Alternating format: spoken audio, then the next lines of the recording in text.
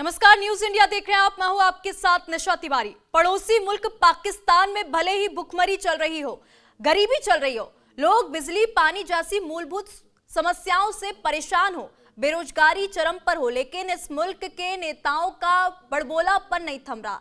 बार बार ये नेता भारत के खिलाफ भड़काऊ बयान देते जा रहे हैं। आर्मी चीफ मुनीर अमेरिका जाकर भारत के खिलाफ अनर्गल बयानबाजी करते हैं। इधर बिलावल भुट्टो और ख्वाजा आसिफ जैसे नेताओं की भी बदजुबानी नहीं थम रही। अब बिलावल और आसिफ का कहना है कि वो भारत के खिलाफ जंग के लिए हर समय तैयार है। कभी भी जंग हुई तो भारत को करारा जवाब दिया जाएगा। ऐसी बातें कहकर ये नेता अपने ही मुल्क के लिए मुसीबत खड़ी कर रहे हैं। अगले कुछ मिनट हम कुछ खास मेहमानों के साथ इस पर ही चर्चा करेंगे, लेकिन इससे पहले देखते हैं खास रिपोर्ट।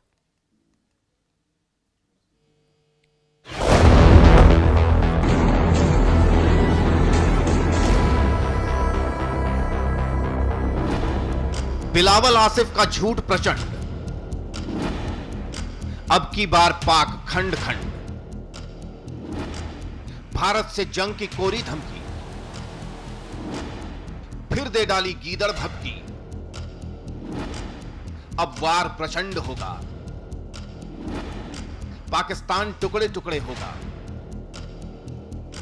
ऑपरेशन सिंदूर में बुरी तरह से पिटने के बाद भी पाकिस्तान के बड़बोले नेताओं की जुबान नहीं थम रही। बार बार लगातार वो भारत के खिलाफ झूठे बयान देते जा रहे हैं। वो ये नहीं जानते कि ऐसे बयान देकर वो अपनी जनता, अपने ही मुल्क को मुसीबत में डाल रहे हैं। अब जो ताजा बयान सामने आया है वो है पाकिस्तान के रक्षा मंत्री ख्वाजा आसिफ का। आसिफ का कहना है कि अगर अगली बार युद्ध हुआ तो वो सीमाओं पर नहीं बल्कि भारत के भीतर लड़ा जाएगा। ख्वाजा आसिफ ने कहा, अब भारत हमारे फील्ड मार्शल के पाकिस्तानी समुदाय को दिए गए भाषण के बारे में झूठ बोल रहा है कि उन्होंने परमाणु हथियार इस्तेमाल करने की बात कही थी। ऐसी कोई बात नहीं हुई है। भारत के आर्मी चीफ ने कहा है कि एक बार फिर युद्ध होगा। इस बीच पाकिस्तान के पूर्व विदेश मंत्री और पाकिस्तान पीपुल्स पार्टी के चेयरमैन बिलावल भुट्टो ने भी भारत के खिलाफ जहर उगला है। बिलावल ने कहा, अगर भारत सिंधु जल संधि में बदलाव करता है तो युद्ध छिड़ेगा। अपने समर्थकों से बिलावल ने कहा कि हर पाकिस्तानी युद्ध लड़ने के लिए तैयार है। बिलावल यही नहीं रुके, उन्होंने दावा किया कि हालिया ऑपरेशन के दौरान पाकिस्तानी सेना ने भारत को ऐतिहासिक जवाब दिया है। दुनिया भर में पाकिस्तान के सफीर पहुंचे, नुमाइंदे पहुंचे, हमने अमन की बात की, भारत ने जंग की बात की, लेकिन अगर जंग छेड़ा गया है तो हम शाह अब्दुल लतीफ बिठाई की धरती से मोदी सरकार को बताना चाहेंगे कि हम पीछे नहीं हटते, हम झुकते नहीं हैं। पाकिस्तान के बड़बोले नेता, आर्मी चीफ से लेकर हर कोई अपनी आवाम को बरगला रहा है, झूठ पर झूठ बोलता जा रहा है। मुल्ला मुनीर अमेरिका में जाकर भारत के खिलाफ जहर उगल रहे हैं तो मुल्क के भीतर बिलावल और आसिफ जैसे नेता अपनी झूठी बहादुरी के किस्से बता रहे हैं। ये नेता ये बात नहीं जानते कि अब जंग हुई तो पाकिस्तान का सर्वनाश होगा। जवाब ऐसा मिलेगा कि पाकिस्तान पानी मांगने लायक नहीं रहेगा। Bureau report, news India. तो वहीं पाकिस्तानी नेताओं की भारत को गीदड़ भभकी, भारत के खिलाफ पाक रक्षा मंत्री बोले ख्वाजा आसिफ, अगला युद्ध सीमाओं पर नहीं भारत के अंदर लड़ेंगे। परमाणु हथियारों का इस्तेमाल कर रहा है भारत। तो पाकिस्तानी नेताओं के जो बयान है वो सामने आया है। भारत के खिलाफ जो है पाक रक्षा मंत्री का बयान सामने आया। उन्होंने कहा कि अगला युद्ध सीमाओं पर नहीं होगा, भारत के अंदर किया जाएगा। तो पाकिस्तान के जो रक्षा मंत्री है उनका जो बयान है वो भी सामने आया। उन्होंने कहा कि अब जो युद्ध होगा वो सीमाओं पर नहीं लड़ा जाएगा, भारत के अंदर जो है युद्ध लड़ा जाएगा।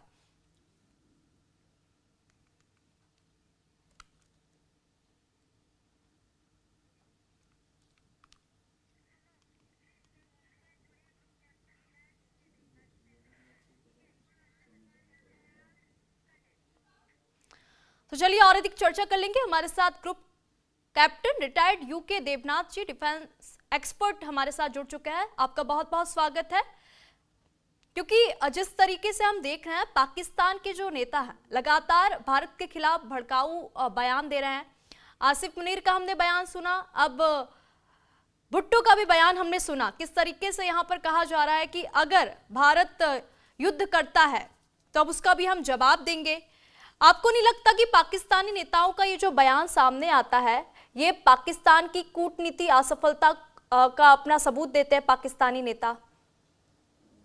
इसमें कोई शक नहीं कि पाकिस्तान इस वक्त बहुत सारी अंदरूनी मुश्किलात से जूझ रहा है। बेरोजगार बहुत ज्यादा हो गई है। पाकिस्तान की जो फाइनेंशियल पोजीशन है वो बहुत ही डगमगा रही है।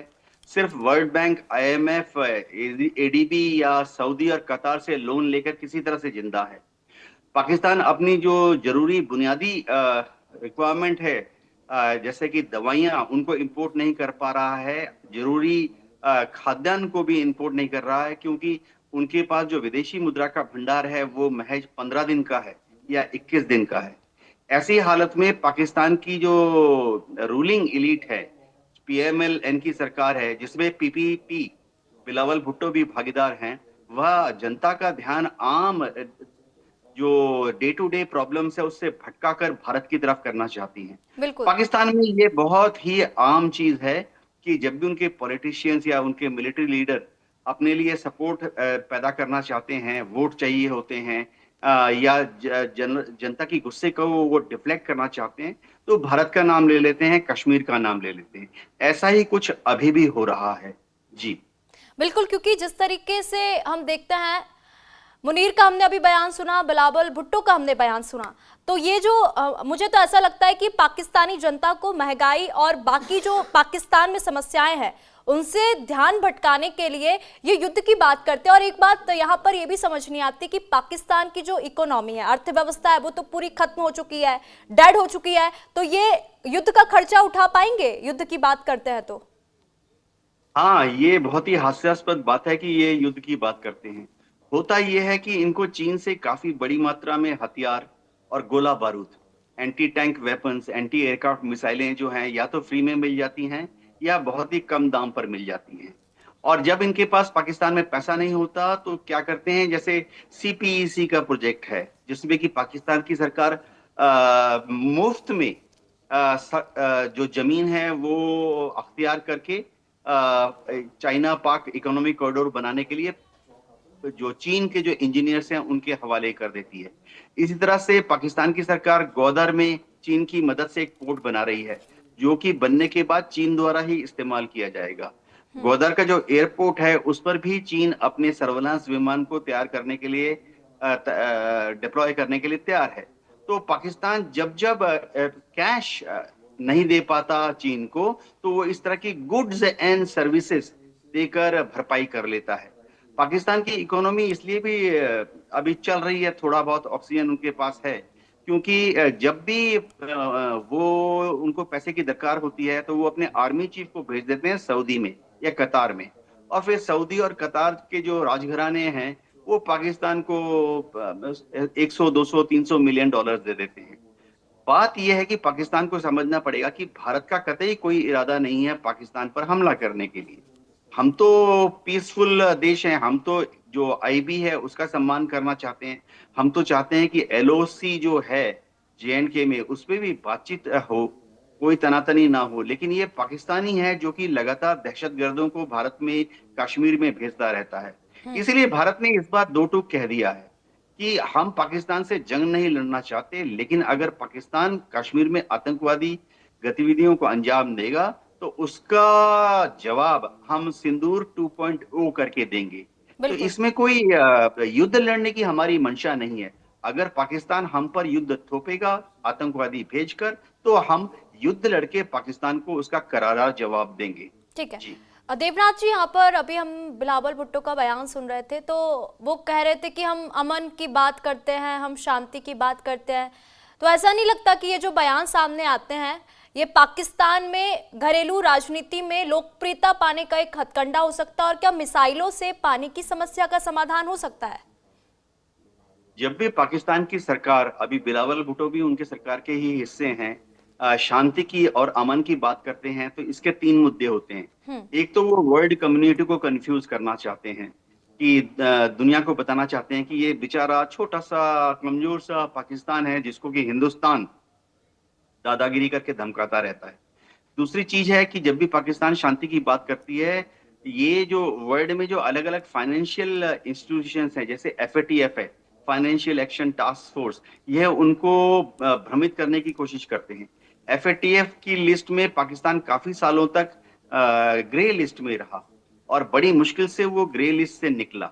मैं दर्शकों को बता दूं कि एफएटीएफ की जो लिस्ट बनती है, चाहे वो ब्लैक लिस्ट हो, ग्रे लिस्ट हो या ग्रे लिस्ट के बाहर पाकिस्तान आ जाए, इससे पाकिस्तान की जो बैंकिंग रेटिंग है वो इफेक्ट में आ जाती है।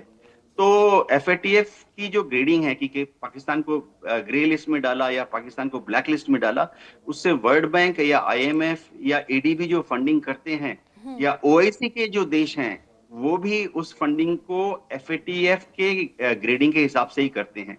तो पाकिस्तान की दिक्कत क्या है? दिक्कत यह है कि पाकिस्तान में जो हुक्मरान हैं, उनको नींद से उठ के ही सिर्फ एक ही चीज नजर आती है, वो है भारत और कश्मीर।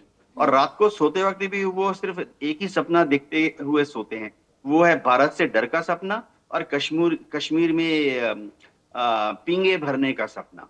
जी ठीक है देवनाथ जी, यहाँ पर अभी हमने बयान सुना, मुनीर का बयान सुना, तो उसमें उन्होंने कहा कि ये जो सिंधु जल संधि है, वो सिंधु नदी जो है वो भारत की पारिवारिक संपत्ति नहीं है।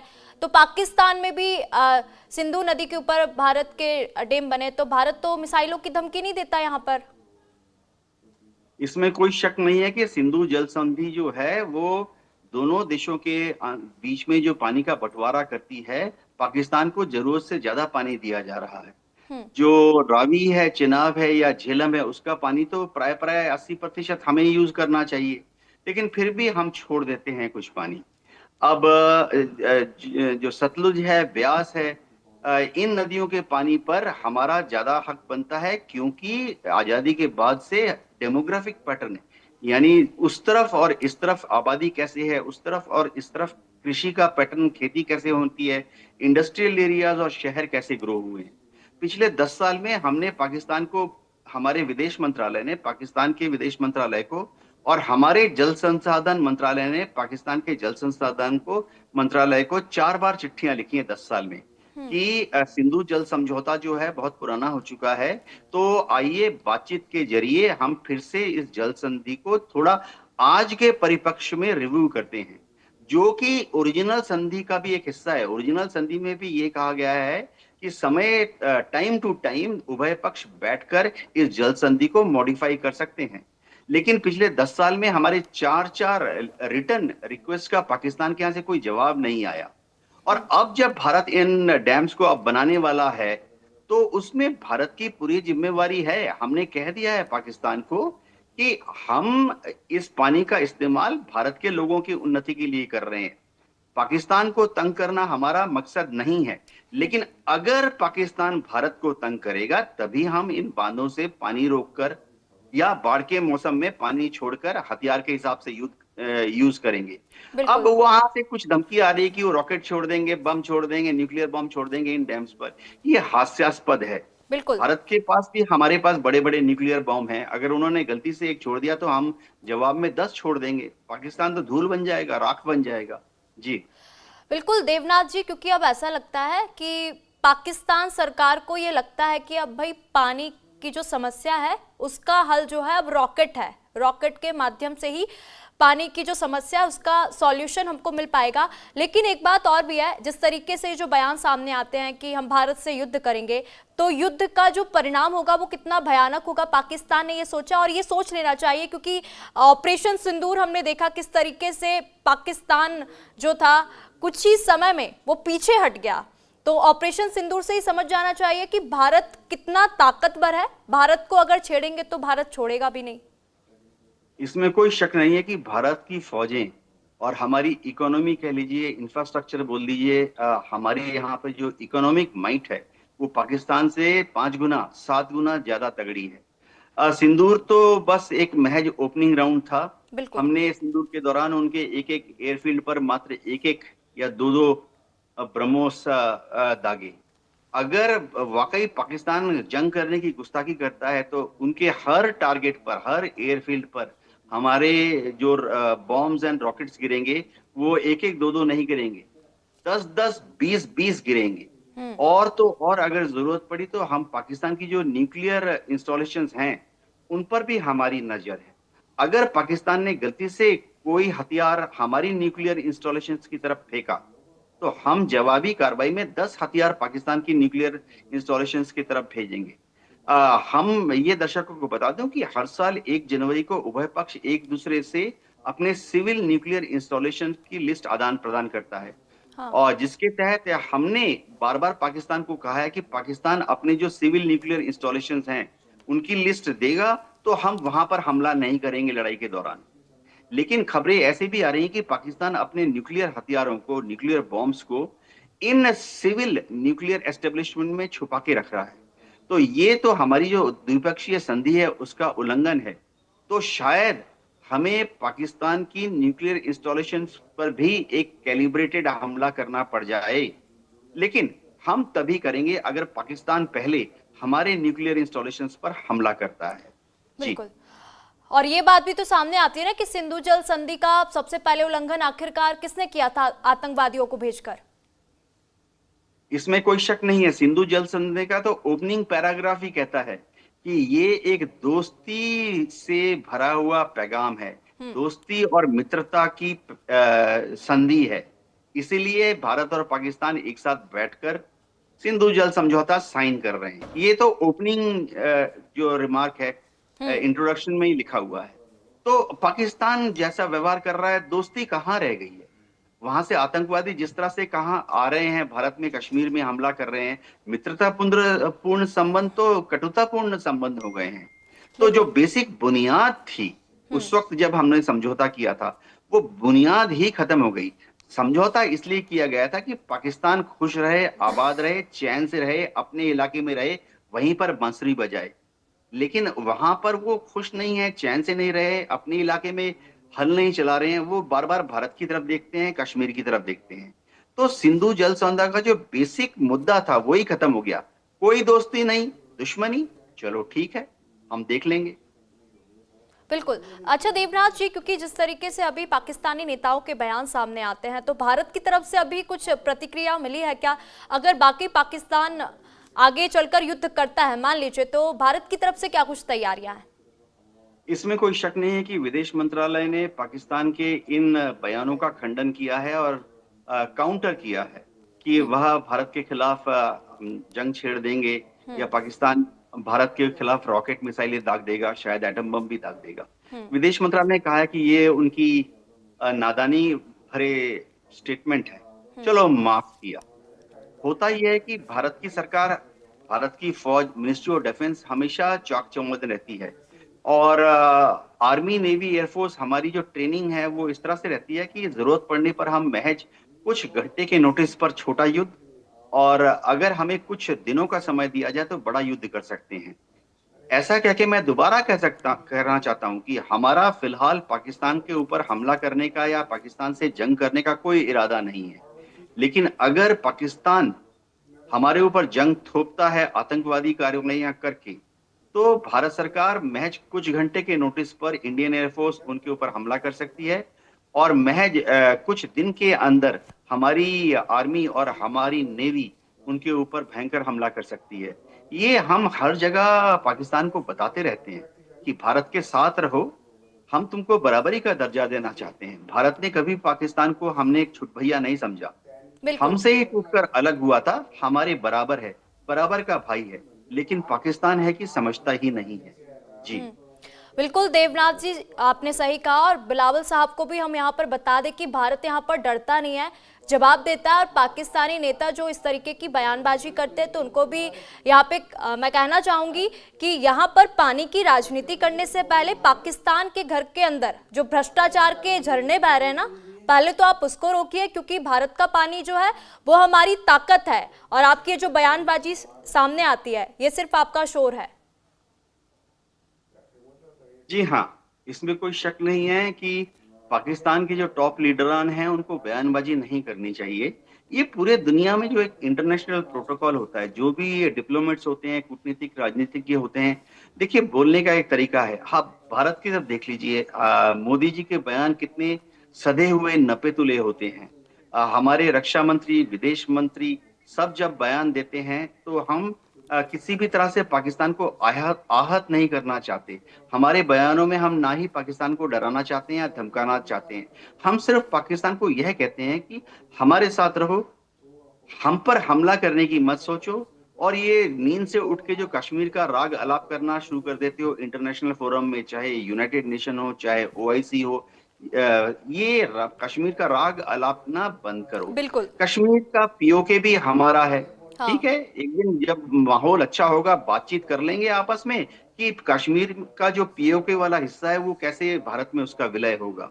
लेकिन पाकिस्तान के जो हुक्मरान हैं उनको मालूम है कि अगर वो भारत के साथ बातचीत करेंगे पीओके के ऊपर, तो ना सिर्फ उनकी वरन उनकी पार्टी की भी वोटिंग के दौरान लुटिया डूब जाएगी। तो इसलिए महज कुछ सस्ते वोटों के लिए बिल्कुल वो पाकिस्तान की बिल्कुल भोली भाली देवनाथ जी। अवाम को भड़काते रहते हैं। बिल्कुल जी देवनाथ जी, बहुत बहुत धन्यवाद तमाम जानकारी साझा करने के लिए हमारे साथ। तो वही बिलावल भुट्टो ने भी भारत के खिलाफ अब जहर उगलना शुरू कर दिया। अभी हमने उसका ये बयान भी सुना। तो सिंधु जल संधि में बदलाव हुआ तो युद्ध छेड़ देंगे।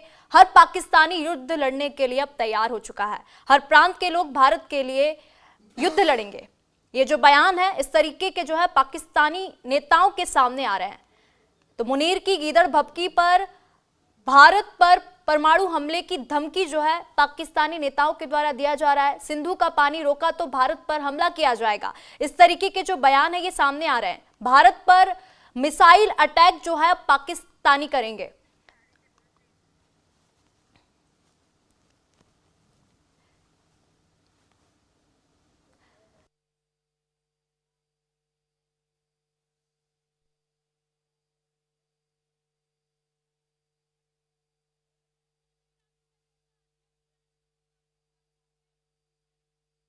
क्लियर ब्लैकमेल किया तो हम आधी दुनिया को अपने साथ ले डूबेंगे, इस तरीके के जो बयान है वो सामने आ रहे हैं।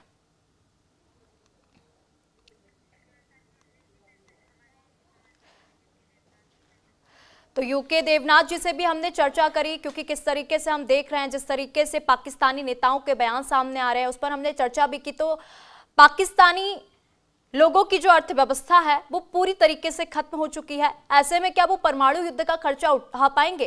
क्योंकि वो जिस तरीके से युद्ध की बात करते हैं कि अगर भारत ने युद्ध किया तो हम आधी दुनिया को ले डूबेंगे, इस तरीके के जो बयान है लगातार पाकिस्तानी नेताओं से सामने आ रहे हैं। तो अभी हमने बिलावल भुट्टो का जो बयान है वो भी सामने आया है। इससे पहले मुनीर आसिफ का भी बयान हमने सुना। उन्होंने कहा कि अगर भारत युद्ध करता है तो हम आधी दुनिया को ले डूबेंगे।